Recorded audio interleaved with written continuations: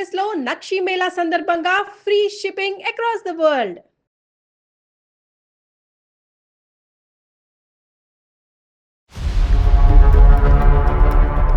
1 week తర్వాత uncle కి health మంచిగా లేదని ఫోన్ వచ్చింది ఊరి నుంచి. ఓకే. మమ్మీ వెళ్తుందంటే నేను వద్దనేసిన. మమ్మీ నాతో గొడవ పడి ఆఫీస్ కి వెళ్ళంగానే వెళ్ళిపోయింది మమ్మీ నాకు చెప్పకుండా. సరే నేను బెంగళూరు వచ్చాను, అమ్మని తీసుకొచ్చా, ఇక్కడ ఉండకుండా వెళ్ళిపోయింది. ఇప్పుడేమో పెళ్లి సంబంధాలు వస్తున్నాయి, వాళ్ళకి నేనేం చెప్పాలి? అమ్మాయి యొక్క క్యారెక్టర్ మీద లోకం ఒక ప్రశ్న పెట్టింది, ప్రశ్న వేసింది. అది కాస్త ఒక తల్లిగా నువ్వు చిన్నప్పటి నుంచి ఇంత కష్టపడి పెంచినటువంటి తల్లిని గౌరవించాలో తెలీదు. జీవిత భాగస్వామిని ఎంచుకునేటప్పుడు తల్లి క్యారెక్టర్ బట్టి ఈ అమ్మాయిని కూడా తూకం వేయటం అనేది జరుగుతూ ఉంటుంది. సార్ కానీ నాకు తెలిసి నేనైతే ఏ తప్పు చేయలేదు సార్. ఎందుకు మీరిద్దరూ ఇంత రిస్క్ తీసుకుని మీరు ఆ ఇంట్లోనే ఎందుకు పని చేయాలి? అతను అంత రిస్క్ తీసుకుని మీ చేతే ఎందుకు పని చేయించుకోవాలి? సార్ చెప్పలేను సార్. కాకపోతే ఆ సార్ అయితే నాకు ఆ సార్కి వేరే రిలేషన్ అనేది ఏమీ లేదు సార్. మనస్సాక్షి మీద చెయ్యేసుకుని మీ అమ్మాయి మీద ఒట్టేసుకుని నేను ఇలా అడగకూడదు.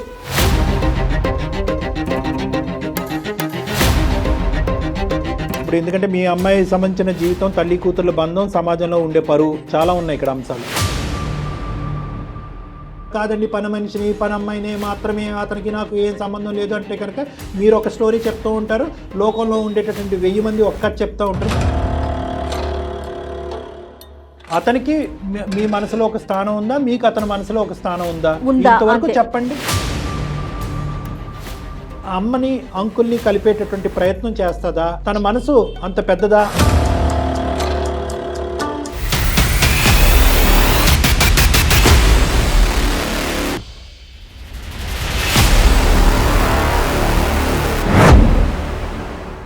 నమస్తే కళ్యాణ్ గారు. నమస్తే జయ గారు. ఈరోజు శాలిని అనే ఒక అమ్మాయి మనకి మెయిల్ చేసింది. శాలినికి వాళ్ళ అమ్మ సమస్య. రైట్. నా జీవితం ముందుకు వెళ్ళటానికి మా అమ్మే సమస్య అవుతోంది, దీనికి పరిష్కారం ఏంటి అని అడిగింది. నాకు కూడా కొంచెం అంటే అమ్మే సమస్య అనేసరికి ఇదేదో ఖచ్చితంగా మీరు మాట్లాడాల్సిన విషయమే అనిపించింది. కళ్యాణ్ గారు కాల్ చేస్తానండి.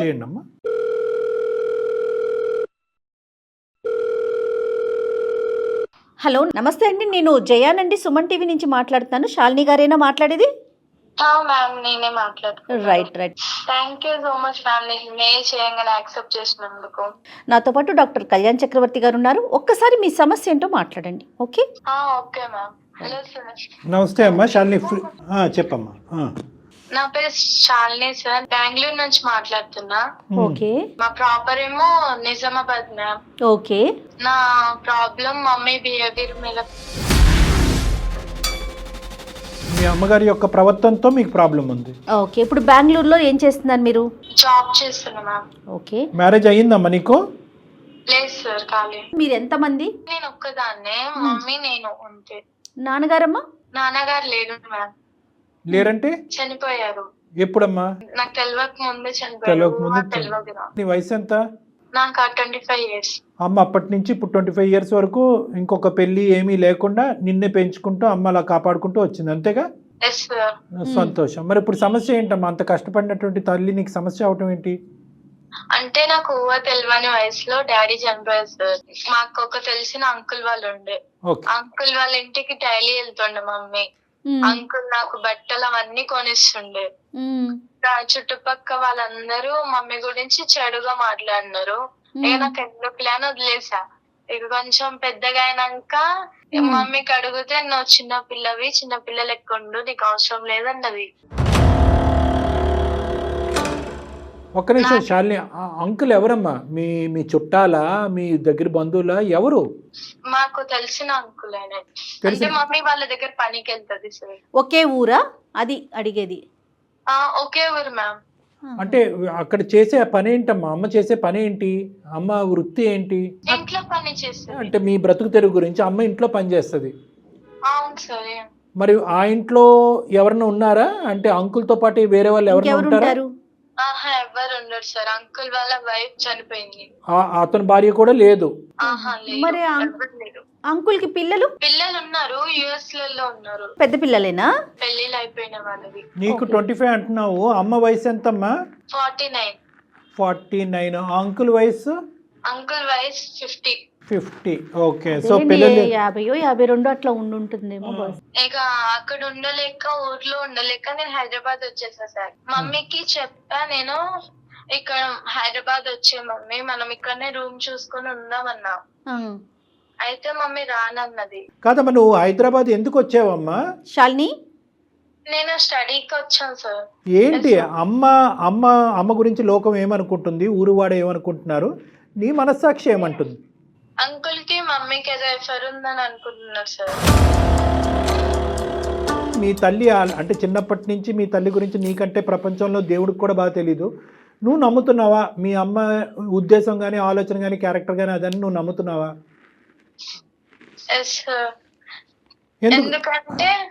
ఎందుకంటే మమ్మీకి హైదరాబాద్ రమ్మంటే రానన్నారు సార్. హైదరాబాద్ రమ్మంటే రానంది కాబట్టి కారణం అంటే ఊర్లో ఒకరిద్దరు అలా అనుకుంటున్నారమ్మా, చాలా మంది అనుకుంటున్నారా? ఊరందరూ చాలా మంది చాలా ఇదే అనుకుంటున్నారు. సరే, మరి ఎప్పుడైనా నువ్వు అమ్మ మరి అందరు ఇలా అనుకుంటున్నారు, నేను స్కూల్కి కాలేజీకి వెళ్ళడానికి నాకు పరువు తక్కువగా చిన్నగా అనిపిస్తుంది, మరి నువ్వు పని అక్కడ మానేసి వేరే పని చూసుకో అమ్మా అని నువ్వు చెప్పలేదా? చెప్పా సార్, కానీ మమ్మీ వినలేదు. అమ్మ వినలేదు. వాళ్ళ ఇంటికి నువ్వు ఎప్పుడైనా వెళ్ళావా? వెళ్తాను. నీతో ఎలా ఉంటారమ్మా? నాతో మంచిగానే మాట్లాడతారు, మంచి ఫీలింగ్ అనిపిస్తుంది. కాకపోతే ఇక ఊరోళ్ళు అనడం వల్ల మళ్ళీ చూస్తా కదా, దానివల్ల. తను చెప్పేది ఏంటంటే మమ్మీ చెడు కాదు, అంకులు చెడు కాదు, కానీ లోకం ఇలా మాట్లాడుకునేటప్పటికి అది వదిలేయమ్మా అని చెప్పి 1-10 సార్లు చెప్పేటప్పటికి అమ్మ పని వదిలేకపోవటం, పోనీ హైదరాబాద్ వెళ్ళిపోదామమ్మా అంటే కనుక హైదరాబాద్ రాకపోవటం వల్ల ఈ అమ్మాయి చూసింది లేదు, ఏమీ లేదు, విన్నది ఒకటే. ఇంకా అదే లోకం యొక్క మాటలు నిజమేమో, అందుకే అమ్మ అని అనుకుంటుంది. సరే, ఈ సమస్య తీసుకుని ఇప్పుడు మా దగ్గరికి ఎందుకు వచ్చావు శాలిని? అంటే ఎందుకు ఇప్పుడు ప్రత్యేకంగా మాకెందుకు ఈమెయిల్ పెట్టావు? అంటే మమ్మీ పని చేస్తుంది కరెక్టా రాంగ్ అని. అంటే నేను బెంగళూరులో జాబ్ చేస్తున్నాండి. ప్రతి మాల తీసుకొచ్చా ఊరు నుంచి. 1 వీక్ తర్వాత అంకుల్ కి హెల్త్ మంచిగా లేదని ఫోన్ వచ్చింది ఊరు నుంచి. మమ్మీ వెళ్తానంటే నేను వద్దనేసిన. మమ్మీ నాతో గొడవ పడి ఆఫీస్ కి వెళ్ళంగానే వెళ్ళిపోయింది మమ్మీ నాకు చెప్పకుండా. బెంగళూరు ఇప్పుడు నువ్వు హైదరాబాద్ నుంచి బెంగళూరు వచ్చేసావమ్మా జాబ్ రీత్యా? వచ్చేసా. సో అమ్మని ఇక్కడ తెప్పించుకుంటే కనుక అంకుల్కి ఒంట్లో బాగాలేదని చెప్పి వద్దమ్మా అని చెప్పినా కూడా అమ్మ నీకు చెప్ప పెట్టకుండా ఊరెళ్ళిపోయింది. అమ్మ యొక్క క్యారెక్టర్ మీద లోకం ఒక ప్రశ్న పెట్టింది, ప్రశ్న వేసింది. అది కాస్త ఒక తల్లిగా నువ్వు చిన్నప్పటి నుంచి ఇంత కష్టపడి పెంచినటువంటి తల్లిని గౌరవించాలో తెలీదు, లేదంటే ఇలా లోకం ఇలా మాట్లాడుకుంటుంది కాబట్టి అమ్మ ఏంటి ఇలాంటిదా అనేటటువంటి విషయం వల్ల బాధపడాలో నీకు అర్థం కాలేదన్నది మాకు అర్థమైంది. కానీ ప్రత్యేకంగా ఇప్పుడు ఈమెయిల్ పంపించడానికి కారణం రీజన్ ఏంటి? ఎందుకు మాకు దాకా వచ్చావు? నాకు సంబంధాలు వస్తున్నాయి సార్. ఓకే. అది అయితే ఊరికి వెళ్తేమో మళ్ళీ ప్రాబ్లం అవుతుంది. మమ్మీ గురించి అందరు తప్పుగా మాట్లాడుకుంటున్నారు కదా సార్. అదేలే.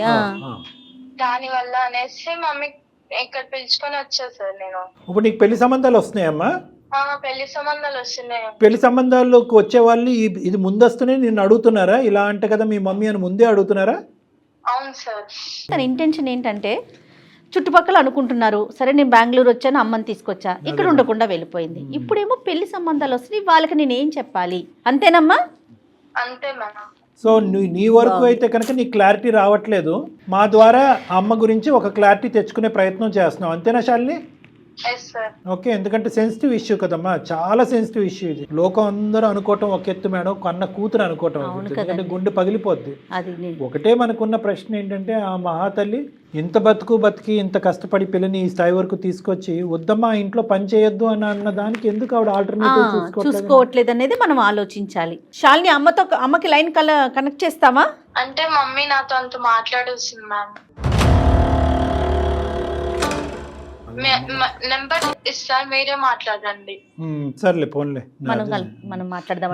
ఒక ఆడపిల్ల ఓపెన్ గా అడగలేదు కదా మేడం. సరే, మేము కనెక్ట్ చేస్తా, ఉండు తల్లి, లైన్ లో ఉండు. సరేనమ్మా, నాకు పంపించు నెంబరు, నేను కాల్ చేస్తా. ఓకే. అయితే శాలిని నువ్వు హోల్డ్ లో ఉండు, కనెక్ట్ చేశాక. ఓకే.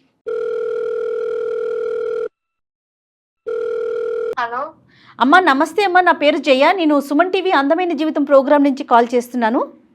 చెప్పండి మేడం. అమ్మా, శాలిని మీ పాప మెయిల్ చేసింది మాకు అందమైన జీవితం కార్యక్రమానికి. నాతో పాటు డాక్టర్ కళ్యాణ్ చక్రవర్తి గారు కూడా ఉంటారు, ఆయన సైకియాట్రిస్ట్. మేడం, అమ్మ మీతో ఒక చిన్న విషయం మాట్లాడాలి.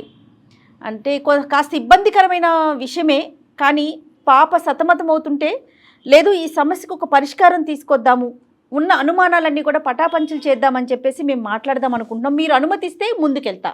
మేడం ఏ విషయం మేడం? అమ్మ మీ పేరమ్మా? పేరమ్మా సరస్వతి. అమ్మ సరస్వతి గారు. సరస్వతి గారు నమస్తే అమ్మ. నా పేరు డాక్టర్ కళ్యాణ్ చక్రవర్తి. నమస్తే సార్. నమస్తే. శాలిని గారితో మాట్లాడిన, శాలిని మీ అమ్మాయితో మాట్లాడిన తర్వాత ఆ అమ్మాయి మీతో మాట్లాడటానికి సంకోచిస్తుంటే డైరెక్ట్గా మేము ఇలా కాల్ చేసి మిమ్మల్ని సర్ప్రైజ్ చేయవలసి వచ్చింది. ఒక 2 నిమిషాలు ఓపిక పట్టండి అమ్మా. ఇప్పుడు ఎందుకంటే మీ అమ్మాయి సంబంధించిన జీవితం, తల్లి కూతుర్ల బంధం, సమాజంలో ఉండే పరువు చాలా ఉన్నాయి ఇక్కడ అంశాలు. ఇక్కడ ఏంటంటేనమ్మా, మేము అడిగేటటువంటి ప్రశ్న, మీ అమ్మాయి మీకు అడగలేకుండా మొహం చాటేసేటటువంటి ప్రశ్న ఏంటంటే, సమాజం ఒక విధంగా అనుకుంటుంది ఏది సరస్వతి గారిని అంటే, ఒక ఇంటికి పనికి వెళ్తూ ఉంటే ఆ ఇంట్లో వేరే ఆడదిక్కు లేదు కాబట్టి ఈవిడ ఆ ఇంట్లోకి వెళ్తుంది కాబట్టి సమాజం ఏమనుకుంటుంది అనేటటువంటిది నా నోటి ద్వారా మీకు చెప్పక్కర్లేదు, మీకు ఆల్రెడీ అర్థమయ్యి ఉంటుంది. మీ చెవున అటు ఇటు ఈ పాటికే పడుంటాయి కొన్ని అంశాలు. ఏమ్మా? అది చాలా దురదృష్టకరం. అయితే ఏంటంటే పాప ఎదుర్కొంటప్పుడు ఆడపిల్ల జీవితంలో ఏంటంటే, ఒకటి తల్లి ఇంత కష్టపడి పెంచినటువంటి తల్లి ఈ విధంగా ఉండదు అనే ఒక నమ్మకం ఉన్నా కూడా లోపల తర్జన భర్జనకు లోనయ్యి ఆ ఊరి నుంచి పరిగెట్టుకుని వచ్చి హైదరాబాద్ నుంచి బెంగళూరుకి వస్తే కనుక, బెంగళూరులో ఉన్నటువంటి తను, అమ్మ వద్దమ్మా అటు పోవద్దమ్మా, అంకుల్ ఎవరైతే ఉన్నారో వాళ్ళ ఇంటికి రోజు వెళ్తున్నా కదా, అతనికి ఒంట్లో బాగాలేదు అని పోవద్దు అని చెప్పి ఒక మాట రిక్వెస్ట్ చేసుకుంది మిమ్మల్ని. కానీ మీరేంటంటే ఆ అమ్మాయికి చెప్పా పెట్టకుండా ఇంటికి వచ్చేసారు. దాంతో ఏంటంటే ఈ లోకం ఏదైతే మాట్లాడుకునేటటువంటి మాటల్లో బహుశా ఎంతో కొంత నిజం ఉందేమో, కాబట్టి నేను ఇంత విన్నపించుకున్నా, ఇంత బతిమాలుకుని, ఇంత వేడుకున్నా కూడా మా తల్లి ఆ దిక్కును పరిగెట్టింది అనే అభిప్రాయంలో మీ అమ్మాయి ఉంది. ఇప్పుడు దానికి మించినటువంటి పెద్ద పరిస్థితి ఏంటంటే, ఒకటి నా తల్లి యొక్క క్యారెక్టర్ ఏంటి, సమాజం అనుకుంటుంది నిజమా అబద్ధం అనేది ఒకటైతే, వచ్చేటటువంటి పెళ్లి సంబంధాలు కూడా ఒక ఆడపిల్లకి నెక్స్ట్ ఘట్టంలో చాలా ముఖ్యమైనటువంటిది. జీవిత భాగస్వామిని ఎంచుకునేటప్పుడు తల్లి క్యారెక్టర్ బట్టి ఈ అమ్మాయిని కూడా తూకం వేయటం అనేది జరుగుతూ ఉంటుంది. కాబట్టి వచ్చేటటువంటి వాళ్ళందరూ కూడా మీ తల్లి యొక్క ఇదా అదా అనేటటువంటి రకరకాలు మాట్లాడుతున్నారు.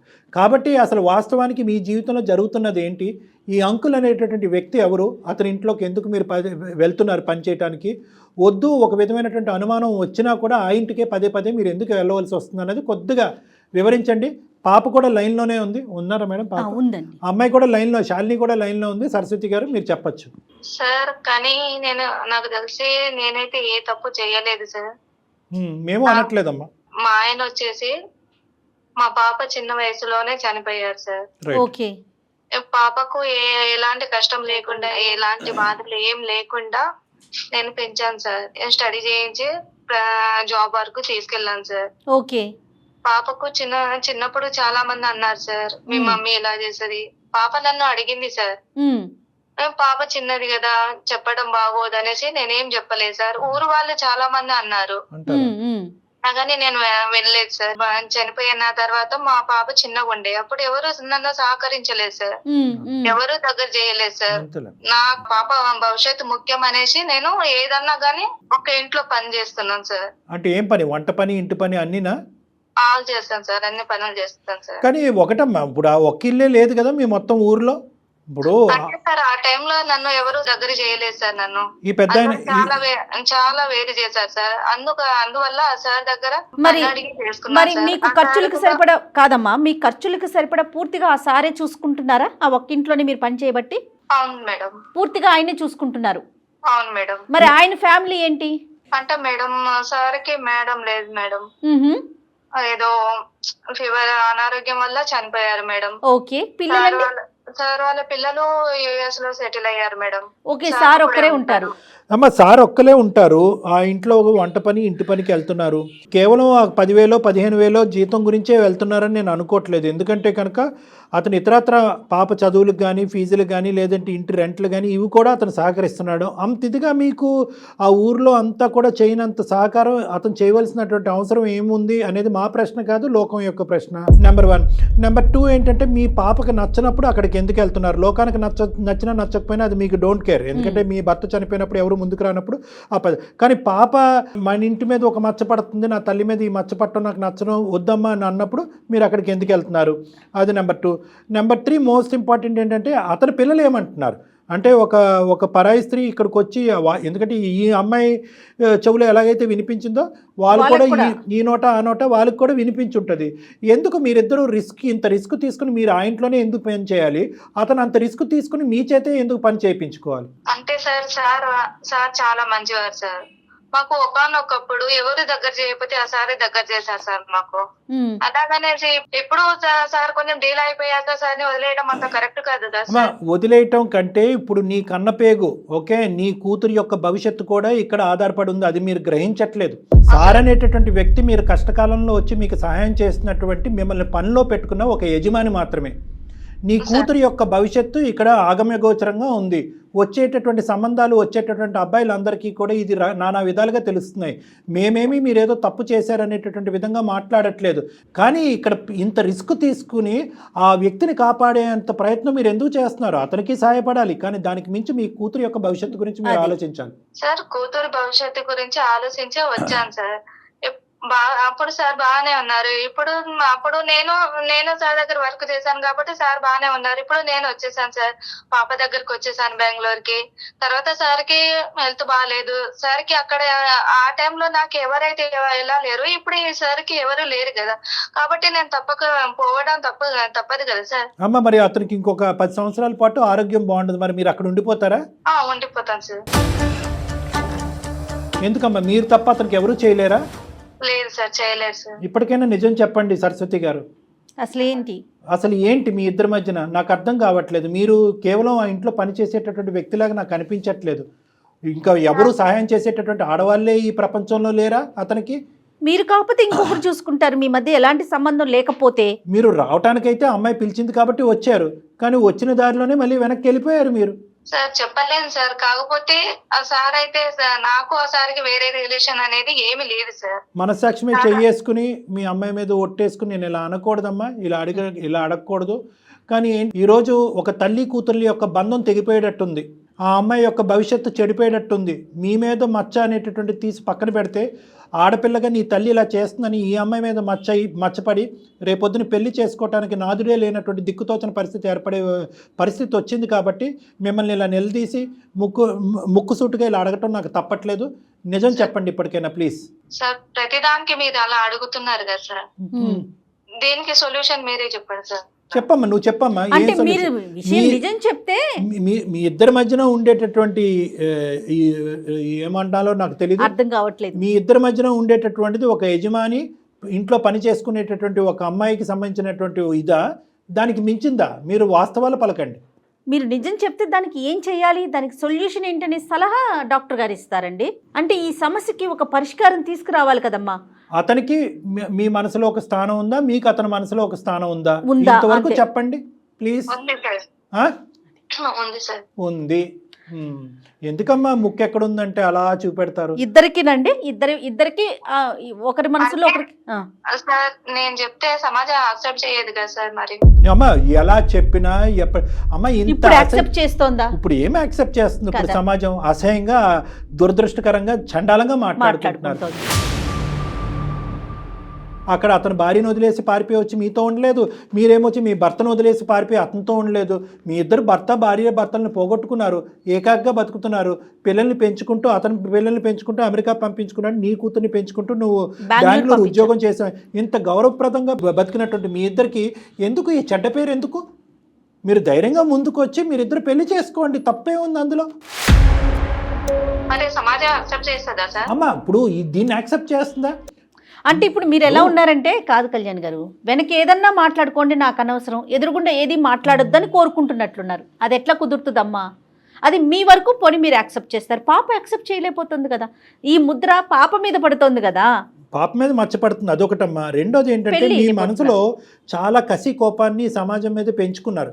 ఎవరైతే కనుక నా భర్త చనిపోయినప్పుడు ఎవరు నా సహకరించలేదో, వాళ్ళు ఎలా అరుచుకున్నా, ఎలా తిట్టుకున్నా, ఎలా వెనకత్త నుంచి గుంతలు తవ్వినా కూడా నేను కళ్ళు మూసుకుని ముందుకు వెళ్ళిపోతాను అని చెప్పి ఆ ముందుకు వెళ్ళేటటువంటి క్రమంలో మీ పద్ధతిని మార్చుకోలేకపోయారు, పిల్లమే పడేటటువంటి భారాన్ని కూడా ఆలోచించలేకపోయారు. ఇది ఒక మేం అనేది ఏంటంటే కనుకమ్మా, ఈ లోకం నోరు మూయించాలి అంటే కనుక ఈ బంధాన్ని ఒక పవిత్ర బంధం కింద మార్చండి, కానీ దాన్ని లీగలైజ్ చేసుకోండి, పెళ్లి చేసుకోండి, మేమిద్దరం భార్యాభర్తలను అనుకోండి. ఓకే. మరి పాప యాక్సెప్ట్ చేయదు కదా సార్. పాప అమ్మా అది సెకండరీ. అది, మీరు చిన్నప్పటి నుంచే, ఇప్పుడు కాదు మొదటి నుంచే పాప మైండ్ ప్రిపేర్ చేసి, ఎందుకంటే పాపకు కూడా అతనంటే ఎటువంటి అగౌరవంగా ఉండే ఆలోచన ఏమీ లేదు. చిన్నప్పటి నుంచి అతను చాలా ఫాదర్లీ రోల్ ప్లే చేస్తున్నారు, కావాల్సినటువంటి అవసరాలన్నీ చూసుకుంటున్నారు. అతని మీద ఈ ఫోన్ కాల్కి ముందు కూడా ఆ అమ్మాయి ఎటువంటి చెడు అభిప్రాయం అమ్మాయి చెప్పలేదు. ఎందుకు యాక్సెప్ట్ చేయదు? ఆ అమ్మాయికి ఆ విధంగా మెంటల్గా ప్రిపేర్ చేస్తే యాక్సెప్ట్ చేస్తుంది. మీ ఇద్దరు ఇప్పుడు ఫస్ట్ టైం మీరు మీ అమ్మాయి ఎదుర్కొంటా, కాదమ్మా ఇటువంటి సంబంధం ఉందని నాకు చెప్తున్నారు, ఇదే ముందు నుంచి చెప్పుంటే సరిపోయి ఉండేది కదా. అలా చెప్పకుండా లోకం అందరూ ఈ అమ్మాయి చెవులో పడిన తర్వాత ఈరోజు తల్లిగా మీరు వచ్చి చెప్తున్నారు. ఇప్పుడు ఆ అమ్మాయి ఏమనుకుంటుంది? అమ్మాయి నువ్వే నీ నోటు వెంట చెప్తే కనుక నేను అప్పుడే యాక్సెప్ట్ చేసుకున్నాను కదా, ఇలా పరువు తీసుకున్న తర్వాత పెళ్లి చేసుకోవటం ఏంటమ్మా అనేటటువంటి ఫీలింగ్ ఆ అమ్మాయికి ఉండదా? ఇలా సెకండరీ ఇన్ఫర్మేషన్ ఎందుకు తీసుకోవాలి మీ కన్న కూతురు? కాదు కళ్యాణ్ గారు, ఇంకొక విషయం అండి. ఇక్కడ పిల్ల చిన్నప్పుడు అంటే చిన్నతనం, 25 ఏళ్ళు వచ్చేసాక ఇంకేం చిన్నపిల్ల అండి. పిల్ల కూడా వయసు పెరుగుతూ ఉంది కదమ్మా, ఇంకా చిన్నపిల్ల కాదు కదా. తనకంటూ ఒక మెచ్యూరిటీ వచ్చింది, ఆలోచన విధానం ఉంది. డాక్టర్ గారు చెప్పినట్లుగా కూర్చోబెట్టి విషయం చెప్పుకోవాలి కదా. మీకు ఇంకో ఆలోచన ఉండొచ్చు, ఈ పద్ధతిలో పెళ్లిళ్ళు చేసుకుంటే కనుక పిల్లలకి పెళ్లిళ్ళు అవుతాయి అని చెప్పి. అమ్మ ఆ పద్ధతిలో పెళ్లిళ్ళు చేసుకోకుండా ఈ విధంగా ఉంటేనే పిల్లల పెళ్లిళ్ళు చెడిపోతాయి. అర్థమైందమ్మా? ఈ విధంగా పెళ్లి చేసుకోకుండా, కాదండి పని మనిషిని పని అమ్మాయిని మాత్రమే, అతనికి నాకు ఏం సంబంధం లేదు అంటే కనుక మీరు ఒక స్టోరీ చెప్తూ ఉంటారు, లోకంలో ఉండేటటువంటి 1000 మంది ఒక్కటి చెప్తూ ఉంటారు, దానివల్ల పెళ్లి చెడిపోతాయి. కానీ మా అమ్మ నా తండ్రి చనిపోవటం వల్ల, ఒక అంకుల్ యొక్క భార్య చనిపోవటం వల్ల వాళ్ళిద్దరు పవిత్రంగా ముందుకొచ్చి సభాముఖంగా సమాజం ఎదుర్కొంటూ ఉండి చాలా పవిత్రంగా పెళ్లి చేసుకున్నారంటే కనుక గౌరవం పెరుగుతుంది కానీ తరుగుతుందమ్మా. దానికి ఇష్టమైనోడే వస్తాడు రేపొద్దున మీ పాపకి, అంతే కదా. అదేముంది, అది దాన్ని యాక్సెప్ట్ చేసి అతనే వస్తాడు. ఇప్పుడు ఆడపిల్ల పెళ్ళి అయిన తర్వాత అత్తింటికి వెళ్ళిపోతుంది, మీరు ఏకాక అవుతారు, మీకంటూ ఒక తోడు కావాలి. ఎందుకు ఒక వ్యక్తి ఇంట్లో ఈ విధంగా ఉంటున్నాననేటటువంటి మాట ఎందుకు? అతనికి తోడు కావాలి, మీకు తోడు కావాలి. మీరు చేసేటటువంటిది మీరు పెళ్లి చేసుకుంటే అది టోటల్గా లీగల్. ఎందుకు మీరు భయపడుతున్నారు? అమ్మా సింపుల్, పాప పెళ్లికి తాత్కాలికంగా పోస్ట్పోన్ చేయండి. పాప పెళ్లికి వచ్చినటువంటి తొందర ఏమీ లేదు. అమ్మాయికి 25 years కావాలంటే ఇంకో 2-3 years వెయిట్ చేయడానికి కూడా తను రెడీ అవుతుంది. ఆ విధంగా తను మెంటల్గా ప్రిపేర్ అవుతూ ఉంటుంది. ఫస్ట్ పాపను అడిగి తెలుసుకోండి మీరు. అమ్మ నేను ఇటు మాతో మాట్లాడటం కాదు, మీ అమ్మాయితో మీరు మాట్లాడండి, శాలినితో మాట్లాడండి.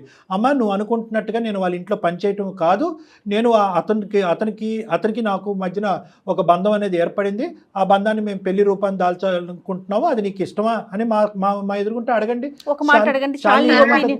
నేను చెప్పలేను సార్, నాకు పాపకు మాటలు లేవు సార్. అమ్మ మాటలు లేవంటే ఎన్ని సంవత్సరాలు ఉండిపోతారమ్మా తల్లి కూతుర్ల మధ్యన? అంటే ఈ విషయం వల్ల మాటలు తెగిపోయినాయి మేడం. అదే మనం కన్వే చేద్దాం. అంటే సార్ ఇలాంటి విషయాల్లో నేను చెప్పలేను కదా సార్. అదే కదా సమస్య ఫస్ట్ నుంచి. శాలిని ఉన్నావమ్మా? విన్నావా ఇప్పటి వరకు చెప్పిందంతా అమ్మా? లోకం ఏ విధంగా అనుకున్నా కూడా అమ్మ తప్పు పని అంటూ ఏమీ చేయలేదు. తనని ఆదరించేటటువంటి ఒక వ్యక్తి దగ్గరికి ఉండటానికి ఇష్టపడుతుంది. అదేవిధంగా ఏంటంటే అతన్ని ఆదరించేటటువంటి వ్యక్తిగా ఈవిడ కూడా అతని దగ్గర, వీళ్ళిద్దరూ మనసులు కలిసినాయి. నువ్వు ఎంత అవునన్నా కాదన్నా వాళ్ళ మనసులు కలిసినాయి. లోకం రకరకాల విధాలుగా అనుకోవచ్చు. ఆ లోకం అనుకునే దాన్ని బట్టి మీ అమ్మకి ఇచ్చేటటువంటి మర్యాద కానీ మీ అమ్మతో నీకు ఉండేటటువంటి బంధాన్ని మాత్రం నువ్వు వీకెండ్ చేసుకోవద్దు అనేది నా రిక్వెస్ట్. నెంబర్ 1. నెంబర్ 2 ఏంటంటే అమ్మకుండే ప్రధానమైనటువంటి భయం ఏంటంటే కనుక నేను పెళ్లి చేసుకుంటాను అంటే కనుక లోకం ఎలా అనుకున్నా నాకు అనవసరం, కానీ శాలిని ఎలా తీసుకుంటుంది అనే భయంతో ఇప్పటి వరకు ఇది గుట్టు రట్టవకుండా గోప్యంగా ఉంచింది అమ్మ. అవును. ఇప్పుడు అదే శాలిని తన పెళ్లి అనేది తాత్కాలికంగా పోస్ట్పోన్ చేసి అమ్మని అంకుల్ని కలిపేటటువంటి ప్రయత్నం చేస్తుందా? తన మనసు అంత పెద్దదా అనేటటువంటిది ప్రశ్న ఈ రోజు మన అందరు ఎదుర్కొంటా ఉంది. దాన్ని నువ్వు యాక్సెప్ట్ చేస్తావా? శాలిని చెప్పమ్మా, నీ ఒపీనియన్ ఏంటి? డాక్టర్ గారు చెప్పారు, నీ ఒపీనియన్ ఏంటమ్మా? నాకు ఓకే మ్యామ్. మళ్ళీ నేను మ్యారేజ్ ఇప్పుడు ఎట్లాగో మమ్మీ నేనున్నాను ఉంది కదా, మళ్ళీ నాకు మ్యారేజ్ అయిపోయినాక ఒంటరిగానే ఉంటా కదా. అదే మమ్మీకి ఇష్టమైతే నేను చిన్నప్పుడే చేసేసేదాన్ని వాళ్ళ మ్యారేజ్. చాలా సంతోషం అమ్మా. చూసావు, చాలా సింపుల్ కమ్యూనికేషన్ గ్యాప్ ఇది, చాలా సింపుల్ కమ్యూనికేషన్. ఆవిడ తన మనసులో ఇది ఏ తల్లి మాత్రం వచ్చి చెప్తుంది మేడం. ఇక్కడ కూర్చొని ఇలాగా మాట్లాడటం ఈజీ. ఏ తల్లి మనం అంత ఫార్వర్డ్ కి వెళ్ళలేదు. ఏ తల్లి మాత్రం వచ్చి అమ్మ నేను పనిచేసే అంకుల్ని నేను పెళ్లి చేసుకోబోతున్నానని ఏ తల్లి చెప్తుంది? భయపడిందా, నువ్వేమన్నా అనుకుంటావు అనేది ఆలోచించిందో మనకు తెలియదు కానమ్మా. ఎప్పటికైనా అమ్మ ఒక వాస్తవాన్ని ఇప్పటికైనా చెప్పింది, గుండె ధైర్యాన్ని చేసుకుని చెప్పింది. అదేవిధంగా నువ్వు అదే పెద్ద మనసుతో, చిన్న వయసు అన్నా కూడా నీ మనసు పెద్దది కాబట్టి అంకుల్ మీద కూడా నీకు ఎటువంటి దురాభిప్రాయం లేదు కాబట్టి, ప్లస్ నువ్వు పెళ్లి చేసుకుని మంచి వాళ్ళు కాబట్టి, నెంబర్ 2 నువ్వు పెళ్లి చేసుకుని వెళ్ళిపోయిన తర్వాత అమ్మ ఒంటరిదవుద్దనే ఆలోచన నీకు మొదటి నుంచి ఉంది కాబట్టి ఒక క్షణం కూడా ఆలోచించకుండా ముందుకు వచ్చి అమ్మ ముందే చెప్పుంటే ముందే పెళ్లి చేసి ఉండేదాన్ని దగ్గర ఉన్నాను అంటున్నావు. నీకు చిన్నపిల్లవైనా నీకు చాలా నమస్కరించాలమ్మ చేతులు ఎత్తి. ఎందుకంటే అందరికీ ఉండదు ఈ ఆలోచన. అవునండి, అవును. అలా ఎలా అవుతుంది అంకుల్, నా పెళ్లి గురించి ఆలోచిస్తుంటే కనుక మీరు అమ్మ పెళ్లి గురించి మాట్లాడుతున్నారు ఏంటి అని అనొచ్చు, సమాజం నవ్వుతారేమో అండి అని అనొచ్చు. అలా అనుకోకుండా అమ్మ కూడా అమ్మ భవిష్యత్తు దృష్ట్యా ఆ అమ్మాయి తన పెళ్లిని పోసిపెంచి ముందుకు రావడం అనేది చాలా హర్షణీయం. నాకు షాలిని ఫస్ట్ మాట్లాడినప్పుడు కళ్యాణ్ గారు కొంచెం మెచ్యూర్డ్గా లేదేమో, చిన్నపిల్ల కదా అనిపించింది, కానీ ఈ డెసిషన్ తను తీసుకున్నాక చాలా మెచ్యూర్డ్గా అయిపోయింది. రైట్, ఎనీహౌ కథ అయితే సుఖాంతమైంది. ఒక మంచి ముహూర్తం చూసుకొని ఒకసారి అంకుల్తో కూడా మాట్లాడి ఏమ్మా ముందుకు వెళ్ళండి. అమ్మ సరస్వతి గారు, ఇప్పుడు మాకంటే ముఖ్యం ఎవరైతే మీ కుటుంబ సభ్యులు ఉన్నారో సరస్వతి గారు, మీ తల్లిదండ్రులు అవనియండి, లేదంటే మీ బంధువులు అవనియండి, వాళ్ళందరినీ కూడా ఒకే తటి మీద తీసుకురండి. వాళ్ళందరికీ ఎక్స్ప్లెయిన్ చేసేటటువంటి ప్రయత్నం చేయండి. ఒకప్పుడు అందులో ఎవరైనా కీలకమైనటువంటి వ్యక్తులు ఎవరైనా దీన్ని అంగీకరించకపోతే వాళ్ళ చేత నా చేత వాళ్ళతో ఒకసారి మాట్లాడిపించండి. వాళ్ళందరినీ అంగీకరించేటటువంటి పూచి నేను తీసుకుంటాను. ఎందుకంటే ఇది చాలా, ఎవరు ఏమనుకున్నా సరే ఇది చాలా మంచి కార్యక్రమం. ఎందుకంటే కనుక మీరు ఒక తప్పుడుగా అనుకుంచేటటువంటి ఆలోచించే లోకం యొక్క నోరులు మూయించేటటువంటి ప్రయత్నం, మీ కూతురికి ఒక కొత్త భవిష్యత్తు ఇచ్చేటటువంటి ఒక దారి. సో దీంట్లో ఎంత వందల వేల మంది వచ్చినా కూడా నేను కన్విన్స్ చేయడానికి నేను రెడీగానే ఉన్నాను. వాళ్ళందరినీ కూడా సమీకరించండి, వాళ్ళందరికీ నచ్చజెప్పి. Very good, super. అంతే కదా, ఇంకా ముందుకు వెళ్ళండి హ్యాపీగా. ఓకేనమ్మా సరస్వతి, శాలిని. నమస్తే. చాలా సింపుల్ గా సొల్యూషన్. ఎంత చక్కటి విషయం చెప్పారో కళ్యాణ్ గారు.